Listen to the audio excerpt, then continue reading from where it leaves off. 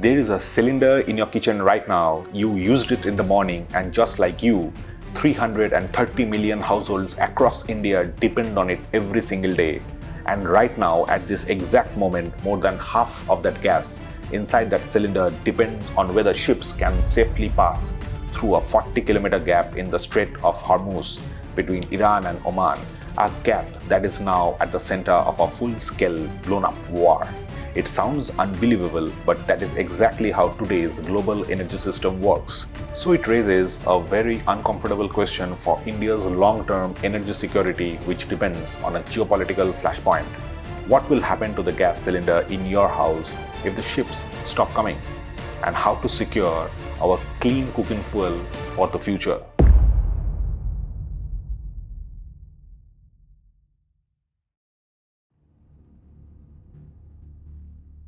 When Narendra Modi came to power, one problem stood out immediately.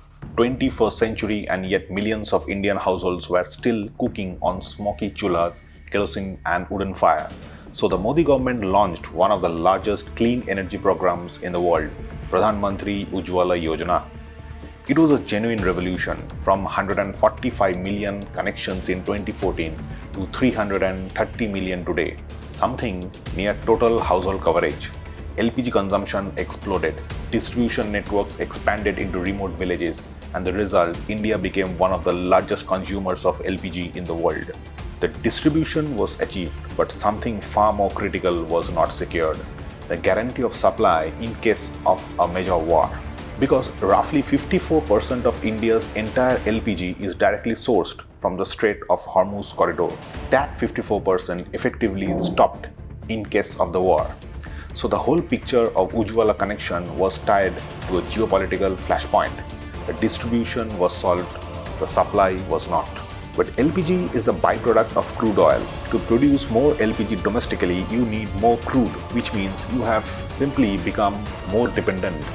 So the real solution is to produce something different, something that does not require critical diplomatic brainstorming.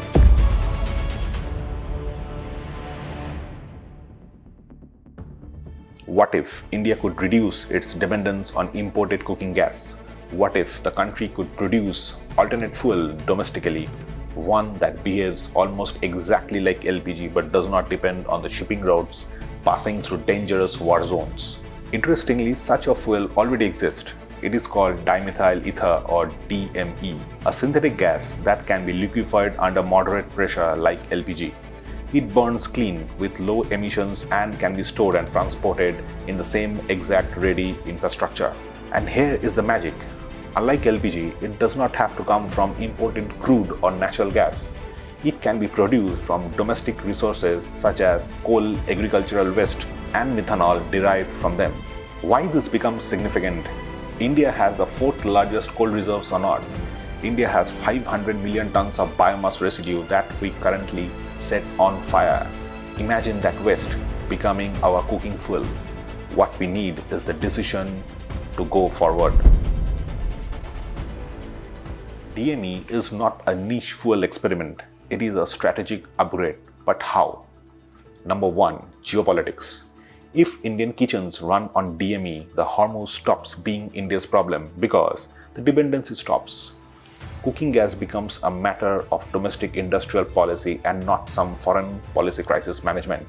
In simple terms, true strategic autonomy begins right inside the LPG cylinder in your kitchen. Number 2. Trade balance. According to some estimates from NITI Aayog, blending just 20% of DME with LPG could save around 6,000 crore rupees in foreign exchange every single year. So if the technology scales further, DME can replace large portions of imported LPG. Number 3. Environment. India produces 500 to 600 million tons of agricultural waste every year, much of which is simply burned, causing massive pollution, which you already know, the infamous Delhi smog. But the same biomass can be converted into methanol and then into DME. Waste becomes cooking fuel and it has very low emissions, almost becoming carbon neutral through this biomass recycling. Do you know what's surprising? This technology itself is not hypothetical. Scientists at CSIR National Chemical Laboratory have already developed indigenous process to produce, transport and use DME. The policy roadmap already falls under NITI Aayog's methanol economy framework. So the real game is this: we cannot import more methanol to produce DME. That would simply add to another import dependency. The long-term solution involves building full-scale value chain, converting this coal or waste biomass into methanol and the methanol into DME at massive industrial scales. So the pollution problem could be solved and a new fuel could be produced.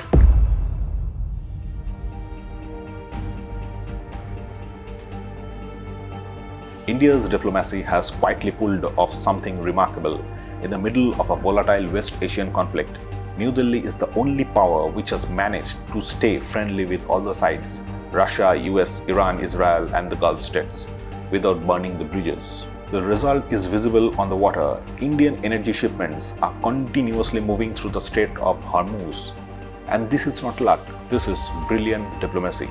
But beneath this success lies a deeper strategic reality. As long as India's cooking fuel depends on tankers crossing the geopolitical choke point, diplomacy will always be working overtime to keep that route open.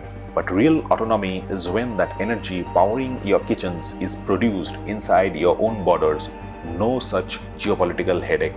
India has done this with the Pokhran nuclear test.